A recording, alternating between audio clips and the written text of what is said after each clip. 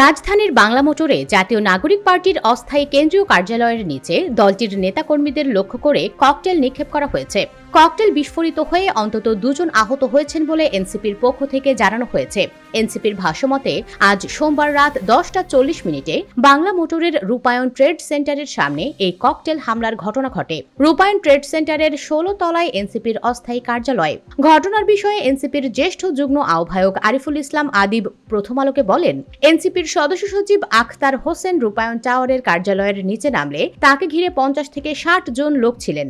Bangla motor মোড়ে signal ছাড়ার পর হঠাৎ সাদা রঙের একটা হাইএস গাড়ি থেকে নেতাকর্মীদের লক্ষ্য করে একটি ককটেল ছুড়ে মারা হয়। ককটেল ছোড়ার সঙ্গে সঙ্গে গাড়িটি টান দিয়ে চলে যায়। ককটেলটি সরাসরি কারো গায়ে না লাগলেও কয়েকজনের শরীরের কাছাকাছি জায়গায় পড়েছে বলে জানান আরিফুল ইসলাম। তিনি বলেন, ককটেল বিস্ফোরিত হয়ে এনসিপির শ্রমিক উইং এর সংগঠক শফিকুল ইসলাম ও বৈষম্য বিরোধী ছাত্র আন্দোলনের হাজিরবাগ থানা শাখার জ্যেষ্ঠ যুগ্ম সদস্য সচিব সুমন হোসেন আহত হয়েছেন। এছাড়া এনসিপি কার্যালয়ের কর্মচারী মনিরও সামান্য আহত হয়েছেন।